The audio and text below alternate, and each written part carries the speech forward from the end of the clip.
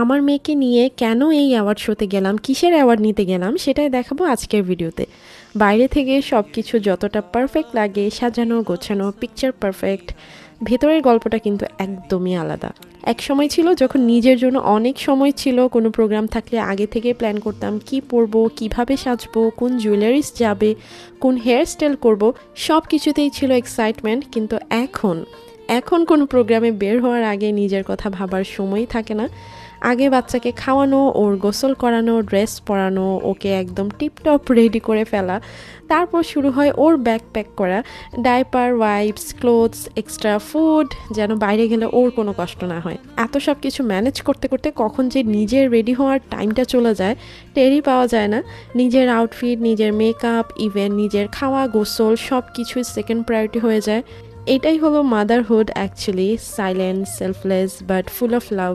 এত সব কিছু বললাম কারণ এই যে আজকে আমাদের একটা স্পেশাল দিন। আমার হাজব্যান্ড তার প্রফেশনের জন্য প্রথমবারের মতো কোনো অ্যাওয়ার্ড পাচ্ছে, আমাদের ইনভিটেশন ছিল সেখানে। সো রেডি হতে যেয়ে আমি ফিল করছিলাম that after becoming a mom, ready হওয়াটা রীতিমতো একটা যুদ্ধ।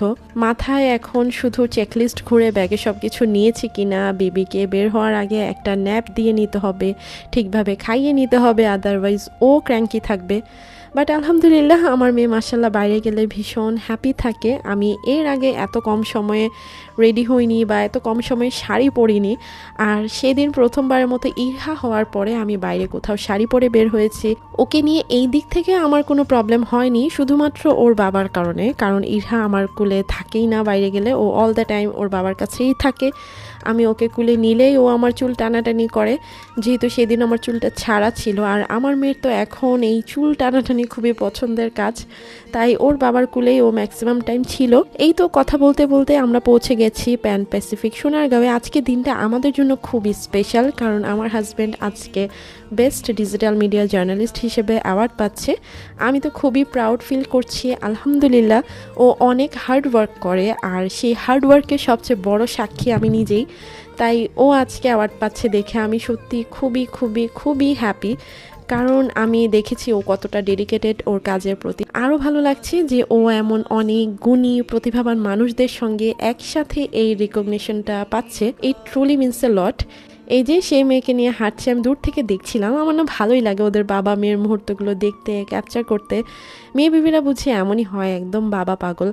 আজকে অ্যাওয়ার্ড শোতে অনেক বড় বড় সেলিব্রিটিসরা এসেছিল, আমার সাথে আমার বাবাকেও আমি নিয়েছিলাম। আমি আর বাবা বসে বসে প্রোগ্রাম দেখছিলাম। ইরহা শুধু একটুখানি বসেছিল, বাকি টাইম ও বাইরে হাঁটাহাঁটি করেছে। আমার বুড়িটা তখন শুধু সারাক্ষণ পাপা বাবা এসব বলতো, এই যে এখন কিন্তু সে এগুলোই বলছে। আচ্ছা, সব বেবিরাই কি প্রথমে বাবা পাপা এই শব্দগুলো বলে?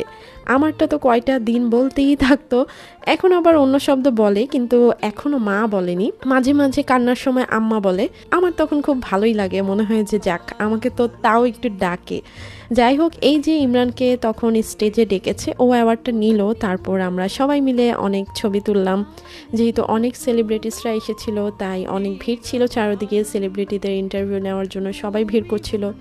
আমার মেয়েকে সবাই অনেক আদর করেছে, আমার হাজব্যান্ডের কলিগরা অনেকেই ছিল। ও মাশাল্লাহ সবার কোলে গিয়েছে।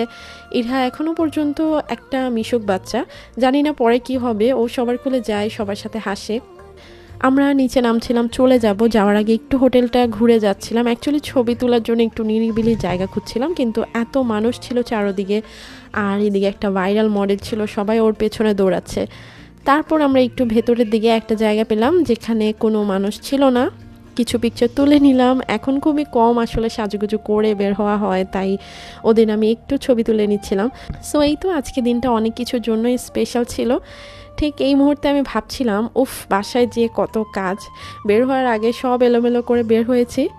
যাই হোক, সব কিছুর জন্যই আলহামদুলিল্লাহ। জীবনে কত কিছুতেই যে শুকরিয়া আদায় করার মতো আছে। সবাই ভালো থাকবেন, আজকের মতো আল্লাহ হাফিজ। আমাদের জন্য দোয়া করবেন। আসসালামু আলাইকুম এভরিওয়ান।